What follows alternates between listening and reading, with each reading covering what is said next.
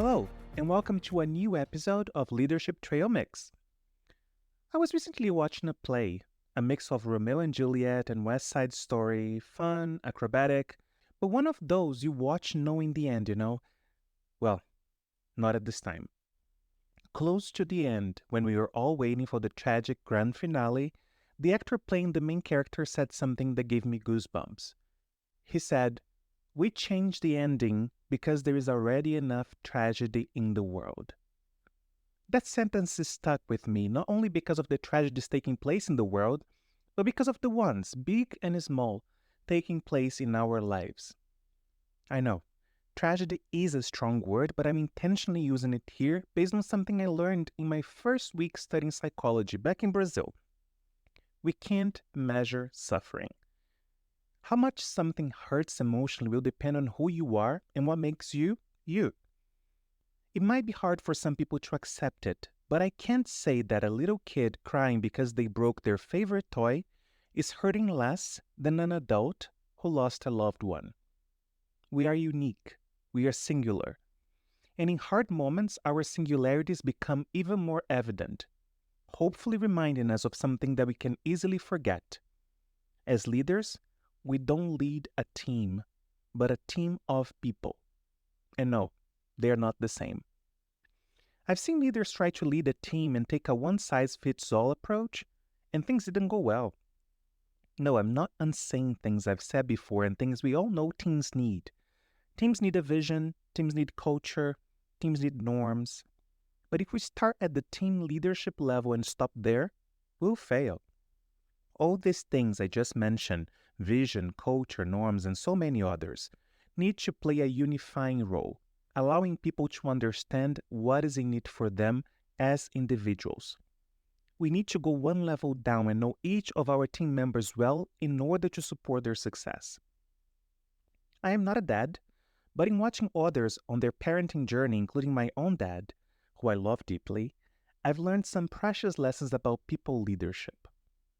Well, if I'm honest, I didn't see them as leadership lessons when they happened, especially when I was the one saying, "But everyone is doing it, Dad." And the answer I got was the famous and annoying, "But you're not everybody, Miguel." Oh, the lessons you learn with time, huh? The one I want to focus on today and that I found myself reciting to leaders I support is treat people how they need to be treated, not how you think they want to be treated, not how you would like to be treated yourself. Yes, you heard it right. I'm saying the opposite of what you probably heard your whole life.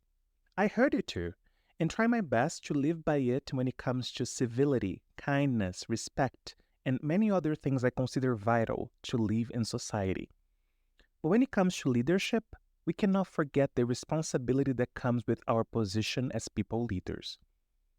We actually need to combine the sense of responsibility with an universal truth I've already mentioned with different words on this reflection today.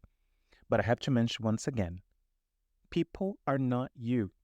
I've seen leaders treat people how they would like to have been treated themselves when they were starting their careers, and they ended up setting up their people, their team members to failure by not setting boundaries. I've seen leaders give their employees exactly what they were asking for, even knowing that they needed something different in order to grow and succeed. I've seen leaders treat their team members how they would like to be treated themselves at that very point in their careers, and giving their employees an overdose of empowerment when hand-holding and guidance would be in order. Does it mean that at times you are going to have to use your authority? Yes, that might be needed. The same way that you would use your authority as an adult to not allow a 2-year-old kid to play with a knife. You can, and actually should, still do it with civility, kindness, and respect. And as a country song I quite like says, "The house don't fall when the bones are good." If you build your relationship with your people on a strong foundation of trust, if they believe you have their best interest in mind, they may not be happy at the time, but hopefully in the future they will still be able to look back and say, "I simply wouldn't be the professional and leader I am today without you." Can you imagine hearing these words? What a gift, what an honor. But Miguel, how do I find out what they need? Well, Be curious and ask. That's the first step. Don't assume that you know, and also don't assume that they know because maybe they don't. Make space for them to be curious and approach them with your different leadership hats. Maybe they need a coach, or a mentor, or a teacher. They may even need an authoritative version of you. Secondly, run your own diagnosis. You were trusted at leadership position for a reason. Combine your knowledge and experience to assess what your team member needs are. Consult with others in case you haven't been there or done that, but be ready to hold the mirror and help people see what you see, not what they see, since self-awareness is a journey, and there are things that we don't know that we don't know. Third, be intentional, clear, and candid. Sometimes we think we're giving all the hints of the world and thinking, gosh, I would have picked up on it 3 months ago. They are not you, remember? Intentionality is key. Setting a time, finding the right place, getting real-life examples. All of these things don't align like the stars. They have to be aligned, and we as leaders have to be the alignment agent. So, we talked for the past few minutes about singularity, and now we'll talk about compassion and how it connects to the hard moments we as leaders have to navigate alongside those we lead. I recently came across an infographic Abir Hadood posted on LinkedIn that explained in a beautifully simple way some concepts that at times get confused. She did so by focusing on what these concepts sound like, which I think makes it a lot easier for us to identify these concepts in our words, both the ones we speak and the ones we think of. The concepts are sympathy, empathy, and compassion. Abir actually started one step before to explain pity, which sounds like, I feel sorry for you. The next stage is sympathy, which sounds like, I feel for you. And is different from empathy, which sounds like, I feel with you. So pity is, I feel sorry for you. Sympathy is, I feel for you. Empathy is, I feel with you. All of those things are different from compassion, which sounds like, I'm here to help. Don't get me wrong.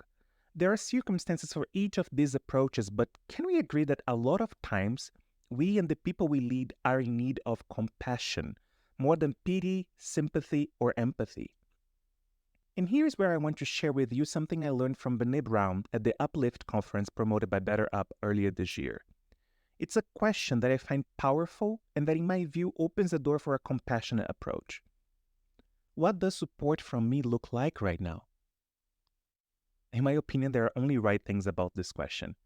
It goes beyond the trivial, I'm here if you need help, or let me know if you need anything, and positions us leaders as the helpers, or at least the ones facilitating the process of getting help, calling out support from me.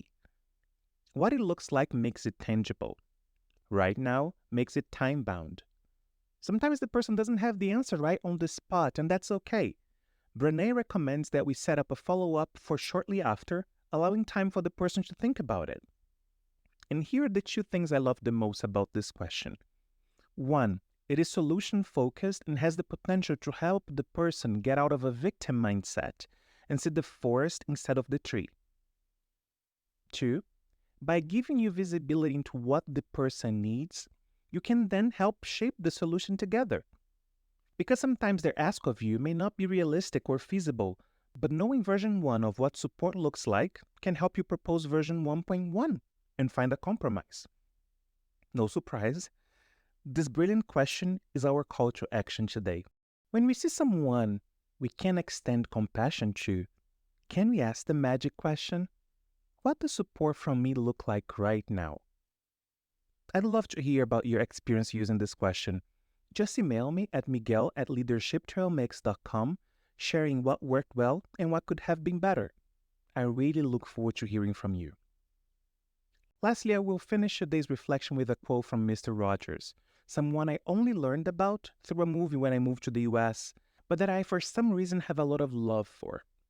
The quote says, all of us, at some time or other, need help. Whether we are giving or receiving help, each of us has something valuable to bring to this world. The message is, if you, leader, are in need of compassion, ask for help. Maybe by saying, this is what the support I need looks like right now. I'm sure someone out there will be willing to be your neighbor. If not, I am. That's all. Thank you for listening. Take care and talk soon.